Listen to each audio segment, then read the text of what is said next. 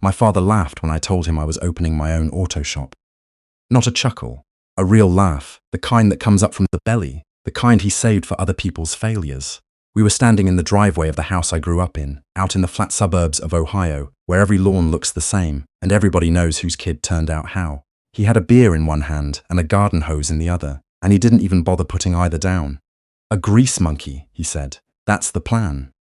26 years old, and your big dream is to get your hands dirty for the rest of your life. He shook his head like I'd told him I was joining the circus. Your brother's closing on a house in a gated community. You're going to be under a Camry crying about a transmission. I remember the exact temperature of that afternoon. Late September, warm enough that the concrete still held the heat from the day, cool enough that you could feel fall coming in the shade.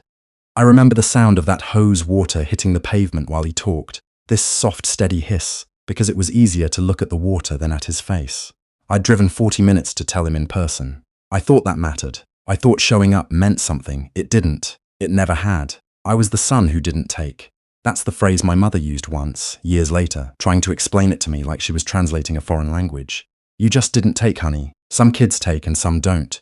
As if I were a plant that failed to root. My older brother Trevor took. Trevor took everything. He had the smile, the height, the easy way of walking into a room like the room had been waiting for him. He played quarterback for 2 seasons before he blew out his knee. And my father talked about those 2 seasons for the next 15 years like they were the moon landing. Trevor could total a car and it became a funny story. I could make honor roll and it became a shrug. My dad ran a heating and cooling business. HVAC, small crew, decent living. He was a man who believed the whole world could be divided into 2 types of people, closers and dead weight. He'd sit at the kitchen table on Sunday nights going through invoices, and if you asked him a question he didn't like, he had this way of not answering that was worse than yelling. He'd just keep looking at the paper, look right through you like you were a smudge on a window he was trying to see past. I learned to read that silence before I learned to read words. Trevor got the loud love.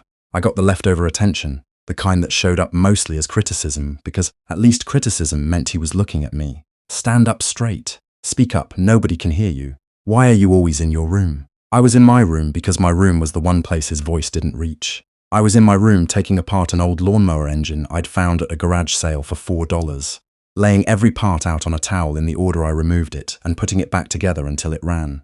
Then taking it apart again. My father called that wasting time. I called it the only thing in the house that made sense. An engine doesn't lie to you. An engine doesn't have favorites. You do the work right, it runs. You do it wrong, it doesn't. That kind of honesty was in short supply where I grew up. I want to tell this part carefully because it's the part people don't believe and because it's the part that ended up mattering most. I was good with engines. Not hobbyist good. Good in a way that scared the older guys at the shop where I got my first job at 17. Sweeping floors, then handing tools, then diagnosing problems the senior techs had given up on. I could hear a misfire and tell you which cylinder. Could feel a bad wheel bearing through the steering wheel at 20 miles an hour. The owner of that shop, a guy named Sal with forearms like ham hocks and the patience of a saint, he saw it. He pulled me aside one day and said, "Kid, you've got the thing you can't teach. Don't let anybody tell you it's small." I held on to that sentence for years. It was the first time an adult man had looked at what I was actually good at instead of what I was failing to be. By the time I was 26, the day my father laughed at me in the driveway, I'd already been working full-time for almost 9 years. I'd gotten every certification the industry offered. I'd stayed nights and weekends learning to work on European cars, on hybrids, on the new electric systems that most of the old-timers refused to touch because they were scared of them. I saw where the whole industry was going while everybody else was pretending it wasn't moving. And I'd been saving. Every paycheck, I put a chunk away. I drove a 15-year-old truck I rebuilt myself. I lived in a 1-bedroom apartment with a mattress on the floor for 2 years so I could keep saving. My father thought I was broke. It was easier to let him think that. People show you exactly who they are when they think you have nothing to offer them. I opened the shop the following spring. I called it Honest Wrench because that was the whole idea. Most people are terrified of mechanics. They walk in braced to get lied to, and half the time they're right to be. I built my whole thing around not doing that. I showed people the warm part. I explained what it did. I gave them the option to wait on repairs that could wait, and I told them straight when something couldn't. Word travels fast when you treat people like they're not stupid. Within a year, I had a waiting list. Within 2, I hired my first employee. My father came by exactly once in that first year, stood in the doorway with his hands in his pockets, looked around at the lifts and the diagnostic equipment and said, Must be nice, banks handing out money to anybody these days. Then he left. He didn't ask a single question about how I'd done it, because in his version of the story, I couldn't have done it. There had to be a trick. Trevor, meanwhile, was the son the whole family orbited. He'd gotten into real estate, which in our family was treated like he'd been ordained. He wore the watches. He drove the leased BMW. He posted pictures from steakhouses and golf courses and captioned them with things about hustle and mindset. My father would forward those posts to me sometimes. Just the post, no message. I understood the message anyway. This is what a son looks like. What none of them saw, because none of them looked, was that Trevor was drowning. I saw it because I'd spent my whole life reading rooms my brother never bothered to. The lifestyle was real, but the money underneath it wasn't. He was leveraged to the eyeballs, buying investment properties at the top of the market, with loans stacked on loans, running his personal life through the same accounts as his business, because he'd never learned the difference. Every time a deal went sideways, he papered over it with a new one. My mother mentioned things without knowing what she was mentioning. Trevor borrowed from Dad again. Trevor needed a cosign. Trevor's got a bridge loan. She said these things the way you report the weather, and I filed them away. And I did the math in the back of my head, and I knew before any of them that the whole thing was a house of cards in a room with the windows open. I didn't say anything. What was I going to say? To who? I was the grease monkey. My opinion on money would have gotten the same laugh the hose water got. So I kept my mouth shut and I kept building my own thing, quiet and clean and paid for, and I waited, not because I wanted the crash to come, but because I could feel it coming the way you feel a storm in your knees. The graduation, if you want to call it that, happened at a birthday dinner. My mother's 60th. She wanted the whole family at a restaurant, a nice one, the kind of place my father normally avoided because the prices offended him. But for once he agreed because Trevor was picking up the tab. That should have told everyone something right there, that my father let Trevor pay to look generous with money Trevor didn't have. The whole family was there. My aunt, a couple cousins, Trevor and his wife Sienna, who spent the entire dinner on her phone, and me. I had offered to bring my girlfriend, Dana, and my father had said on the phone, "Let's keep it just family for your mother's night." Dana had been in my life for 2 years. That's the kind of thing you don't forget. We were halfway through dinner when the subject of my shop came up, because my aunt asked how business was going. I said it was going well. I said I'd just signed a lease on a second location. It was the first time I'd said it out loud to any of them. I'd bought the building, actually not leased, but I said leased because I'd learned to make myself smaller in that family, the way you duck through a low doorway automatically without thinking. Second location. My aunt said that was wonderful, and my father set down his fork. "A second grease pit," he said, loud enough for the table, loud enough for the couple at the next table to glance over. You know what they say. Do what you love and you'll be broke doing it your whole life. He turned to Trevor, sitting there in a $300 shirt with a wine he couldn't afford, and he raised his glass. Now this one bet on himself. This one thinks big. And Trevor did his humble smile, the one he'd been doing since he was 12. And everybody drank to him, at my mother's birthday, over the story of my second building that I'd paid cash for. I remember the exact taste of the water in my glass. I remember the little flame of the candle on the table, and how I watched it instead of watching my father, the same way I'd watched the hose water years before. My mother caught my eye across the table for half a second. She knew. She always knew, and she never said anything, and I understood something in that moment I'd been circling my whole life. She wasn't going to save me. She was never going to say the thing.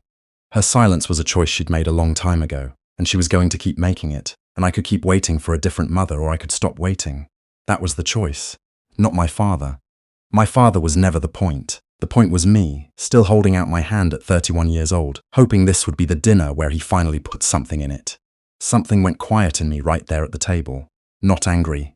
I want to be clear about that because people always assume it was anger. It wasn't. It was the opposite of anger. It was the sound a machine makes when you finally shut it off after it's been running rough for years, and you didn't even realize how loud it was until it stopped. Silence. And in that silence, I stopped needing anything from him. That's the dangerous part. Not hate, freedom.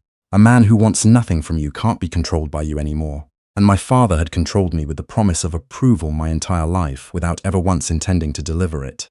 I drove home that night with the windows down. Dana was still up when I got in. She took one look at my face and didn't ask how it went. She just made tea and sat with me at the kitchen table and let me be quiet, and I thought, this is what it's supposed to feel like. This is what family is supposed to feel like. And I never had it in the house I grew up in, and I finally stopped pretending I did.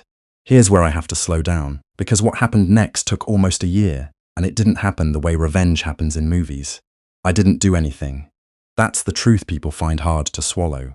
I didn't lift a finger against my brother or my father. I didn't have to. I just stopped being the safety net nobody knew I was. See, for years, without anybody fully realizing it, I'd been the quiet cushion under the family. When my parents' furnace died in February, I paid for the new one and let my father tell everyone he'd handled it. When my mother's car needed a transmission, it came to my shop and left fixed and she never saw a bill. And I let her believe her regular guy did it cheap.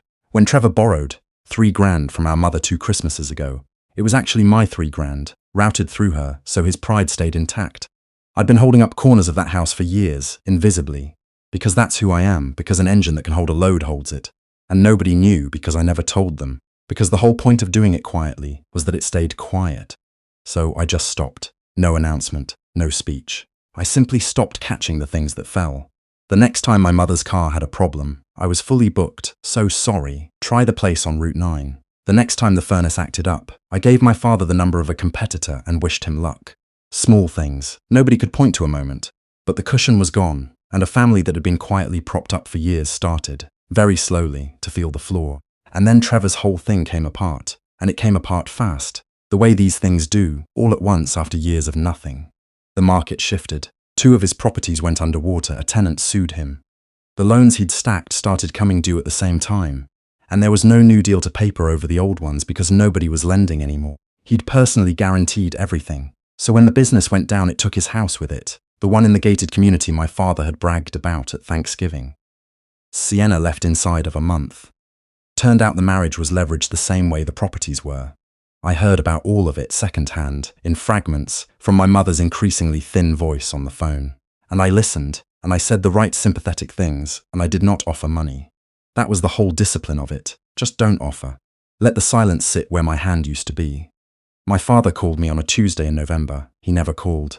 In 31 years I could count his phone calls to me on 2 hands. And they were always because he needed a ride or a tool or something moved. This time I saw his name on the screen and I let it ring 3 times before I answered. And I don't know why I counted the rings except that I wanted to feel myself choosing to pick up, instead of just picking up out of the old reflex. "We need to talk," he said. "No hello." "Family meeting. Sunday your mother's making a roast." He said it like an instruction, like I'd been waiting my whole life for the invitation, which, God help me, some part of me had. I said I'd think about it. There was a pause on the line. I don't think anyone had ever made my father wait for an answer before. "What's there to think about?" he said. "It's your family." And I almost laughed right there, because there it was, the word he'd never once used to describe our relationship when it cost him something, deployed now that he needed it. Family. It's your family. I said again that I'd think about it, and I hung up and I sat in my truck in the shop parking lot for a long time with the engine off. I did go, in the end, but not because he summoned me.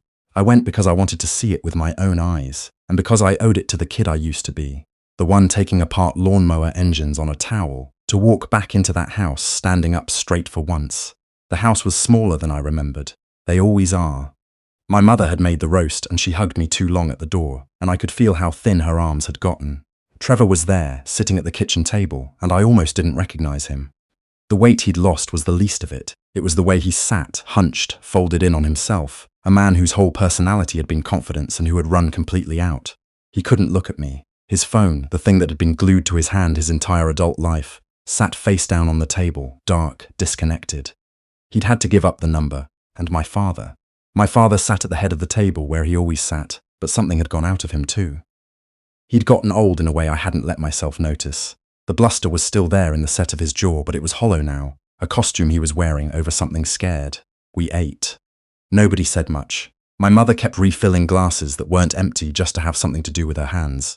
And finally my father put down his fork, the same gesture, the exact same gesture from the birthday dinner, and I felt my whole body get very still and very calm because I knew what was coming, and I realized I'd known for a year. "So," he said, "your brother's in a tough spot." I waited. The whole thing came down on him. Wasn't his fault. Market's a mess, everybody knows that. He couldn't say the real words. Even now he had to make it the market's fault, had to protect the son he'd chosen. "Point is, family helps family, and you've done well for yourself." He said it like it cost him something, and it did. Better than any of us figured, honestly. So he spread his hands. "We're all going to pitch in and get your brother back on his feet. We. All. Pitch in. There was no we, there was no all. There was me and my checkbook, and everyone at that table knew it. And my father had dressed it up in the language of togetherness, because the naked version, the true version, would have required him to say the one thing he would rather have died than say. That he'd been wrong, that the son he laughed at in the driveway was the only one at the table who could save the son he'd worshipped. I looked at my brother. He finally looked back at me, and there was no arrogance left in his face, just exhaustion and something like shame. And for one long moment I felt the old pull, the family pull, the one that says these are your people, hold up the corner, catch the thing that's falling. I felt it strong, and then I let the silence answer first. I let it sit there in that kitchen the way my father's silence had sat over me my whole childhood, and I watched him have to live inside it for once, and I understood finally what he'd been doing to me all those years. It's as a kind of power silence. He'd wielded it against me since I was a boy. I just never had a reason to wield it back. I can help, I said finally, and I watched the relief flood into my father's face. That quick, that certain, like of course, like the natural order had reasserted itself. But not the way you're describing it. The relief stopped. I told them how it was going to be. I said I would put a roof over my brother's head, a real apartment, 6 months paid, because I'm not a monster and I wasn't going to watch him sleep in a car. I said I'd get him a job, not a handout. A job at my shop, sweeping floors and handing tools, the same way I started, 17 years old under Sal, learning something real with his hands for the first time in his life. If he showed up every day and did the work, we'd talk about what came next. If he didn't, that was the end of it. He can't work in a garage, my father said. The words came out before he could stop them. He's got a degree, and there it was, even now, even at the bottom. My father would rather his son stay broke with his dignity than get his hands dirty like me. I let that sit too. That's the offer, I said. The building his old house is in, the loans, the lawsuits, none of that is mine to fix, and I'm not going to. He made those, he'll carry those. What I'm offering is a floor to stand on and a way to work, and that's more than I ever got in this house, so nobody at this table gets to tell me it isn't enough. My mother started to cry quietly into her napkin. Not because I'd been cruel, because I hadn't, because after 31 years the arithmetic of that family had finally been said out loud at the table, and everyone had to sit with the total. My father didn't say thank you. Men like him confuse thank you with surrender. But something crossed his face, and I think it was the closest he'd ever come, in his whole life, to knowing he'd been wrong about a person. Not sorry. He'd never be sorry. Just aware. Aware that the kid he'd written off had grown into the only load-bearing wall in the house, and he was going to have to live the rest of his years knowing it. Trevor took the job. That surprised me, honestly. I figured his pride would win. But maybe when you lose everything, you also lose the thing that was in the way. And what was left underneath was a guy who was actually willing to show up.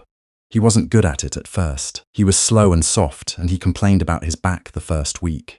But he showed up.